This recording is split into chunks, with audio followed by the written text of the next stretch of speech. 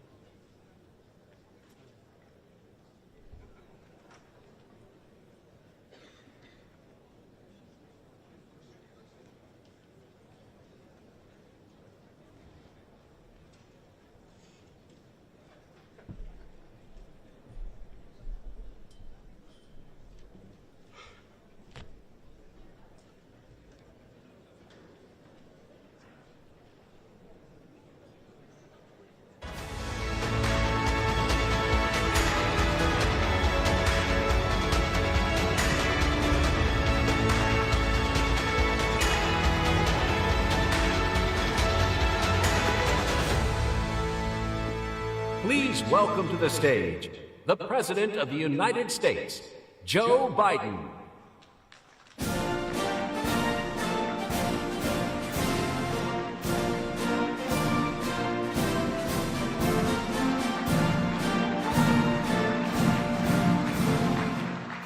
Good morning. Please have a seat. Welcome to San Francisco.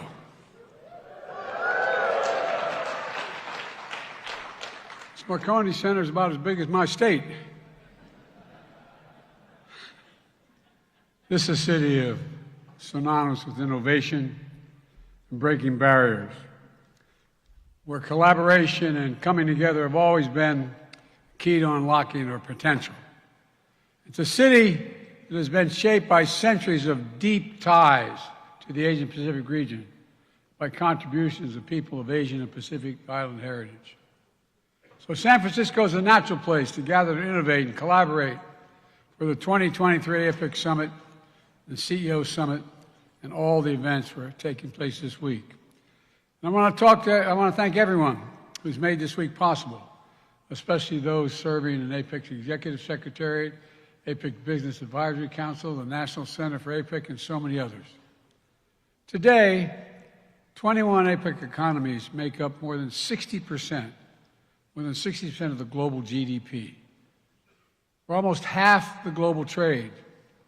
The Asian Pacific is projected to be the largest contributor to global growth over the next 30 years. So, the vision we pursue for the economic future of our region will rebound far beyond the Asian Pacific.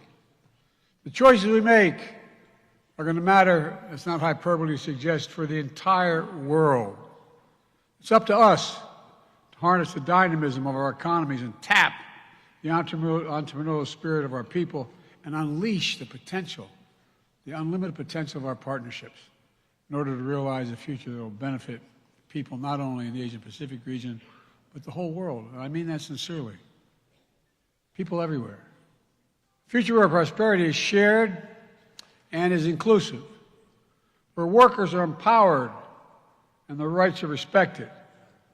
Our economies are sustainable and resilient, and the bridges that connect our people open a golden gate of opportunity to create lives of hope. Just lives of hope. Most people are just hope. You know, it's been my approach here in the United States from the moment my administration took office. We're building an economy from the middle out and the bottom up. Trickle-down economy worked okay sometimes, but not a whole lot trickled down on my dad's kitchen table. But when the middle class does well, the poor have a chance and the wealthy still do very well. Because what happens, the poor have a ladder up, the middle class and wealthy still do well. Folks, we're already seeing the results. The last quarter, the American economy grew 4.9%, the highest growth rate in 2 years. More people in the United States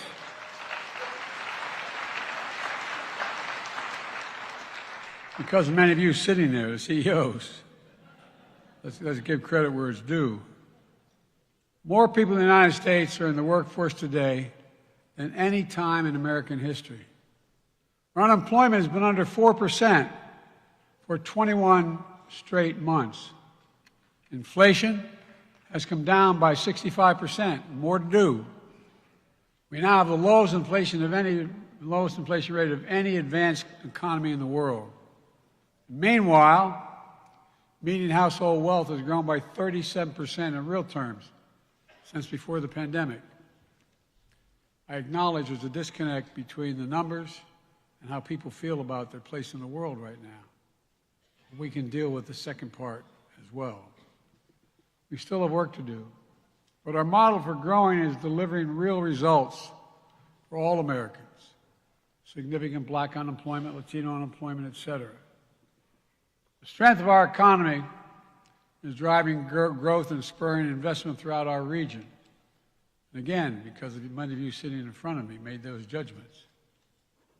And it's drawing investments to the United States, especially from Asia-Pacific economies.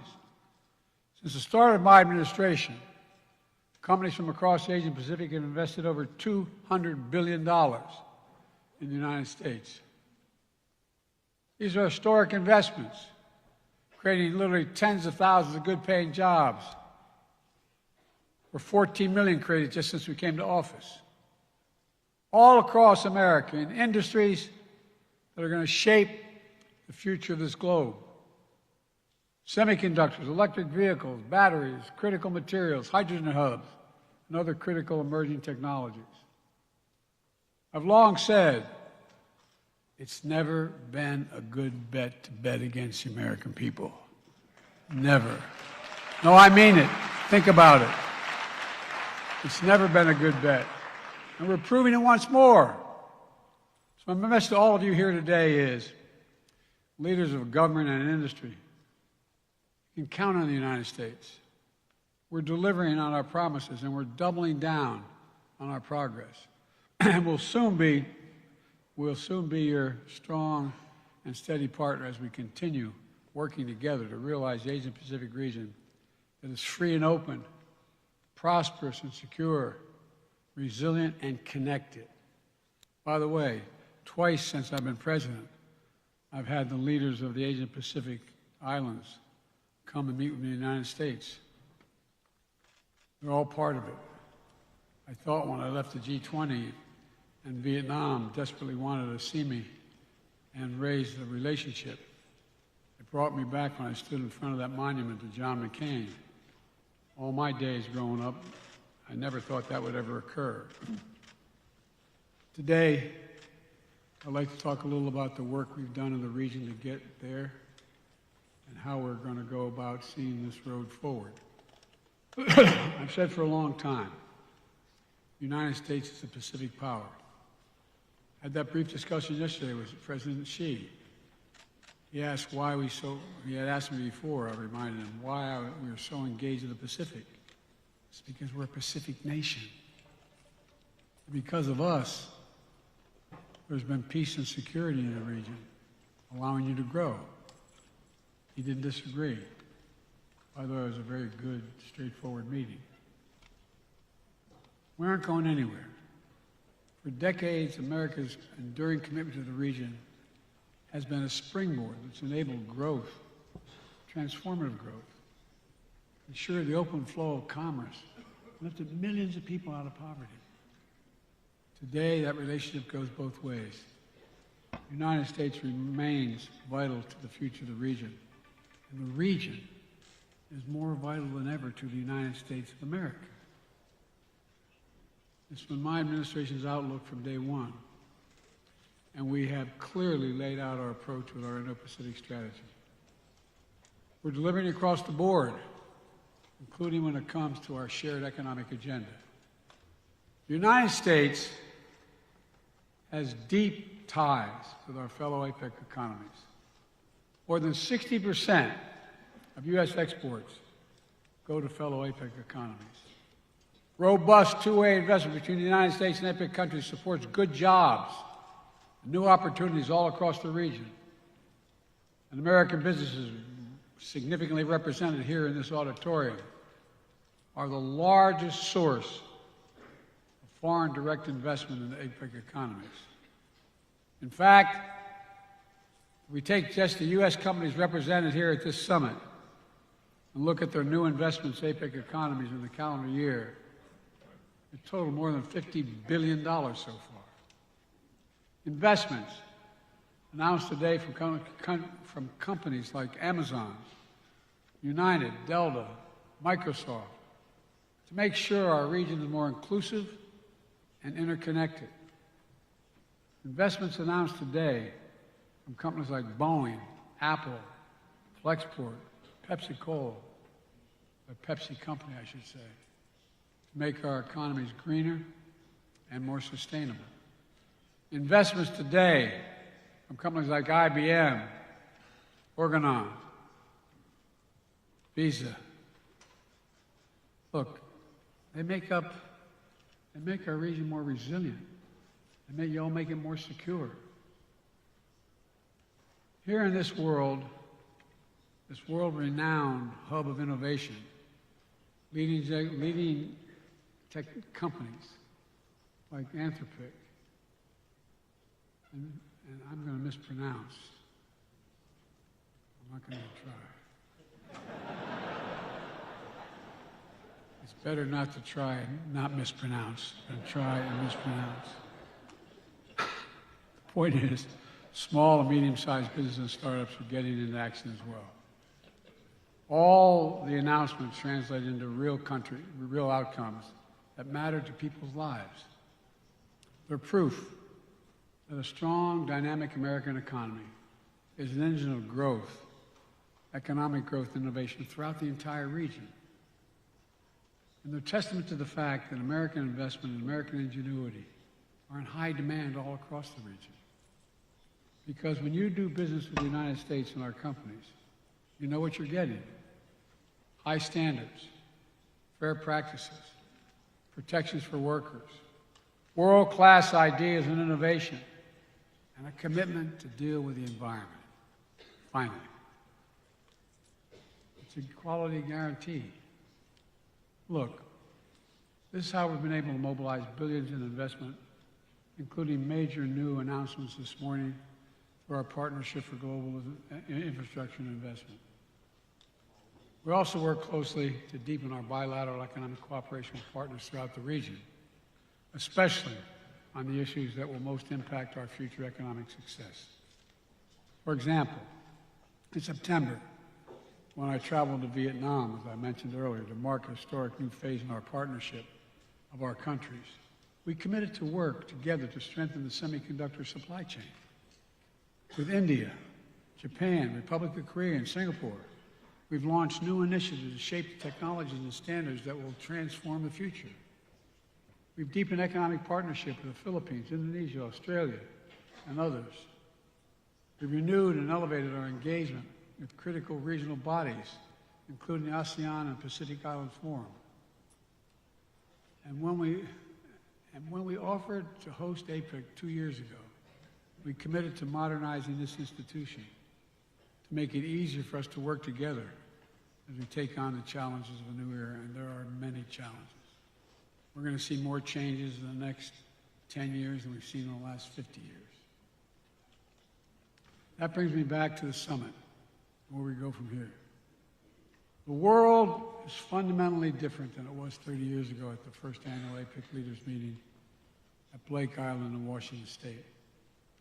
The questions we must answer today are not about how much we trade, but about how we build resilience, lift up working people, reduce carbon emissions, and set up our economies to succeed over the long run. How to deliver growth from the bottom up and the middle out so no one gets left behind. The idea behind this new Indo-Pacific economic framework, a partnership among 14 diverse and dynamic nations, all committed to tackling urgent issues like pandemic response, vulnerable supply chains, climate change, natural disasters, which we've learned can gravely impact our economies. We've announced the framework in May of 2022, and later today we're launching an important new tool to promote sustainable economic growth and create a race to the top, not the bottom.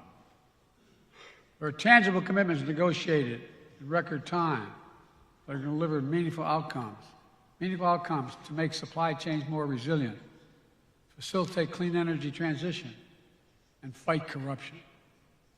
For example, our new supply chain agreement will allow us to better monitor for supply chain challenges before they become the kind of full-scale disruptions we saw during the COVID-19 pandemic, and ensure we're better prepared to shift and adapt when disruptions do occur, and they will. I know you all know better than I, our work is not yet done. This framework will be a platform for ongoing economic cooperation. And we will continue working to better facilitate high-standard trade that advances workers' rights with strong enforcement of labor standards. And at every step, we have upheld our commitment to unions. Each of the framework pillars includes strong pro-labor outcomes that will benefit workers of all economies.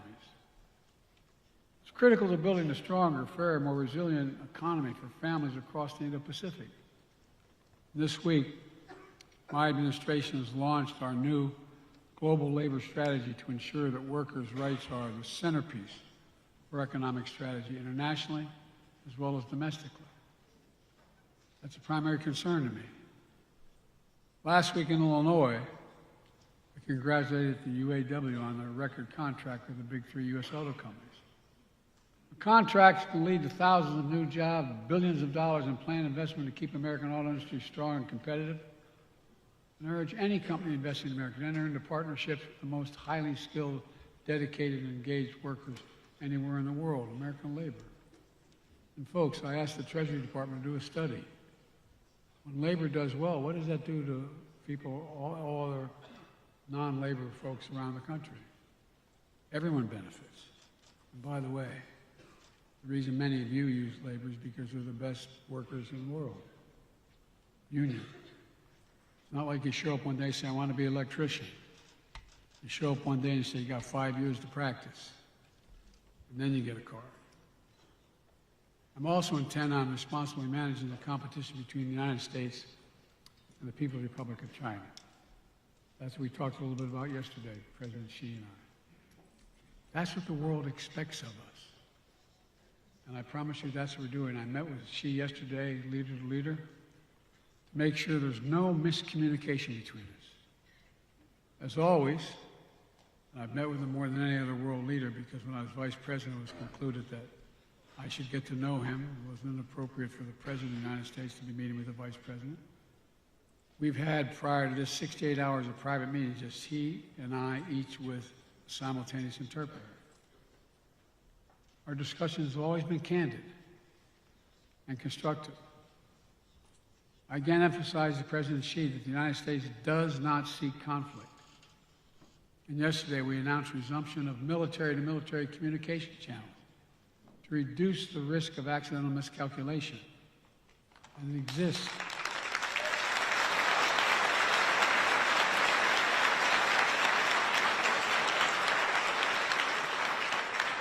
This is not, as my generation would say back in the day, this is not all kumbaya, but it's straightforward.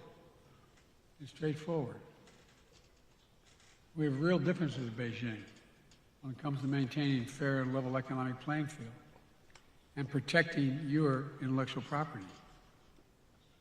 We're going to continue to address them with smart policies and strong diplomacy. We've also taken targeted action to protect our vital national security interests. Let me be clear.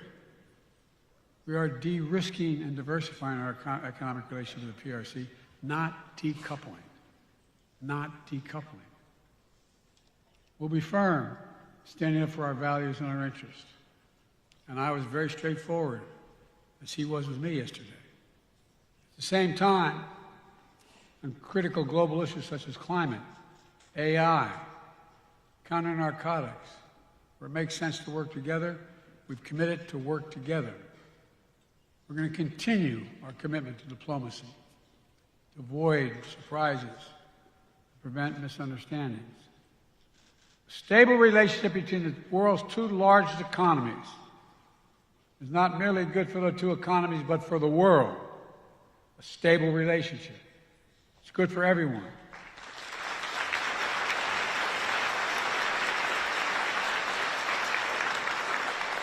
Let me close with this. The leader's statement from that first Blake Island Summit 30 years ago captured a shared commitment to, quote, deepening the spirit of community, end of quote, among our economies.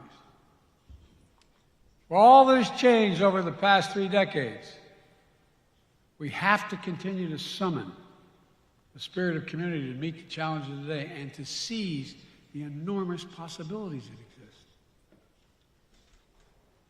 My staff is tired of hearing me say this for the last, I don't know how many years.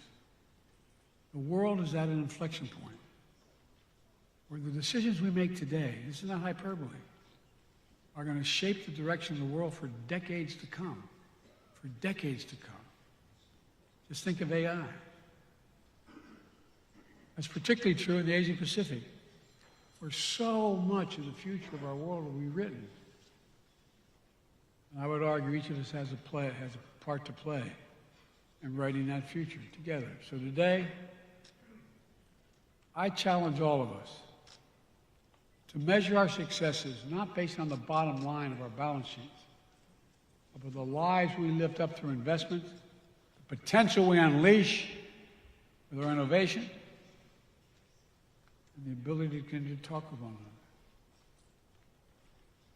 Let's build a global economy where everyone has a chance to succeed and workers have a fair shot, a fair share of the value they create. The United States is stepping up because of many of you in this room. We're not talking the talk, we're backing it up with commitments. You're going to see us follow through. So I want to thank you again for joining us in San Francisco. Thank you for your commitment to APEC and the future of the Asia-Pacific region. And thank you for everything you've already done to make this summit a success. We can do more. God bless you all. Thank you.